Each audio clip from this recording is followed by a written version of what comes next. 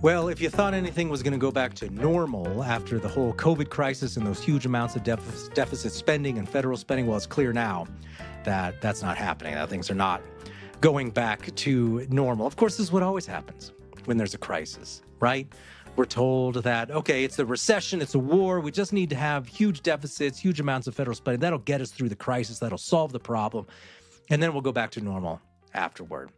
That never happens. People who are more observant observers of the federal government know that that doesn't happen. What happens is it ratchets things up to a new, higher level of spending, and that becomes the new baseline from which huge amounts of new deficits and spending levels occur. So what's happening right now? Well, things ain't going back to normal, is what the situation is.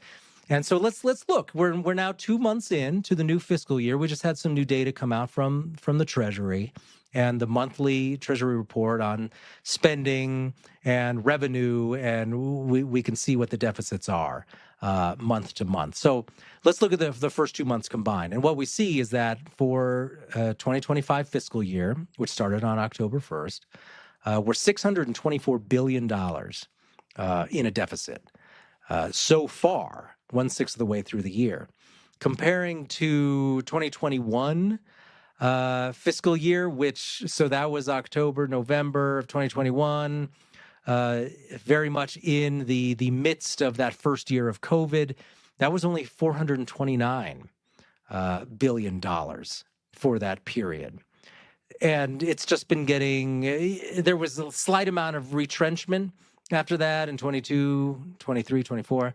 But things have only accelerated in recent years. So now over $500 billion in just this small amount of the new fiscal year.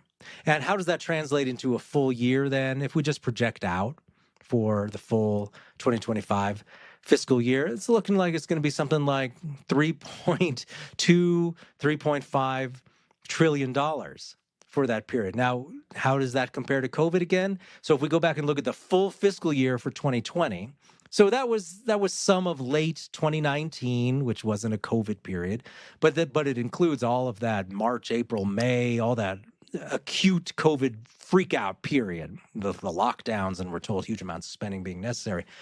That was $3.1 trillion deficit for that year. And then it was $2.7 trillion for 2021.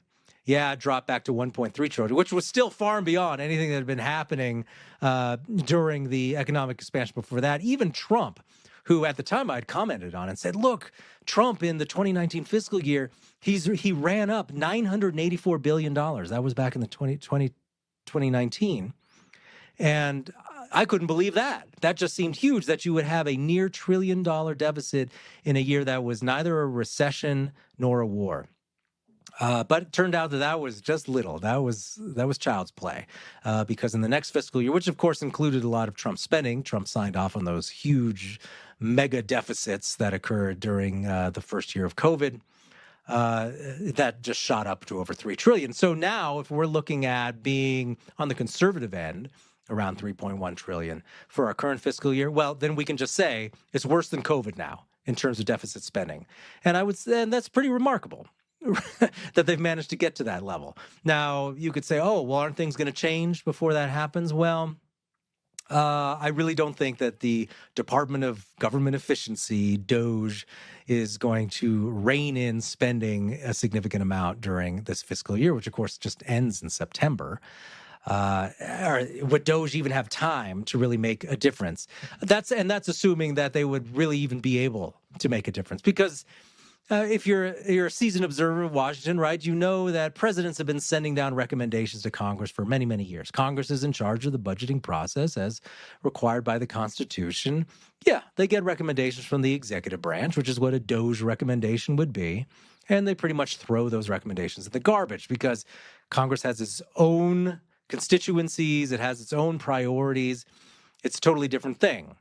And when you start to get down into the details of federal spending, you start to see that there's very little appetite for it, especially at the voter level. Where are these members of Congress going to hear that they want specific cuts done? because when we look at poll after poll, specifics on spending always pretty much end up with the public saying, yeah, you should spend more. Yes, we get these polls that say, oh, in general, the public thinks that we should cut a lot of money from the overall budget. But then when you start to drill down, say, okay, well, should you cut money from Social Security? They always say no, like lopsidedly, right? 2-1 against any significant cuts. Social Security, Medicare, even for these other poverty relief programs that many people probably think they'll never be on.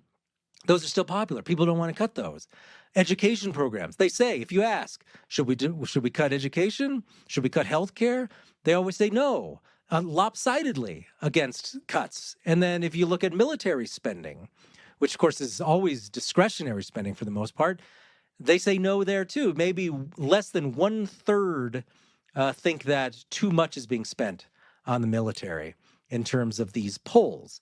So if Congress looks around and they look at that sort of thing, it would be political suicide in many cases to go back to your constituents and say, yes, well, in order to make good on cutting federal spending, we're going to cut Social Security, we're going to cut defense. There are, of course, huge amounts of government contractors in each congressional district, and they're not going to be in favor of that sort of thing. And then, of course, you would be crazy to go against the elderly vote and start cutting Medicare or Social Security. So it's just really hard to see where these cuts are going to happen without a major change in ideology. That's the thing. There's just not going to be one of these top-down big cuts to spending. And I'm not even saying they have to cut the whole deficit, right? Which would, of course, require like $3 trillion in cuts, which is just crazy town sort of talk in Washington. But hey, maybe just $1 trillion cut. No appetite for that from what I can see. When will that happen? It'll have to be after the public starts to see, and we can discuss that in another video, when the public starts to see the real connection between deficit spending and higher interest rates, the connection between deficit spending and price inflation, the impoverishing effects of deficit spending upon the public.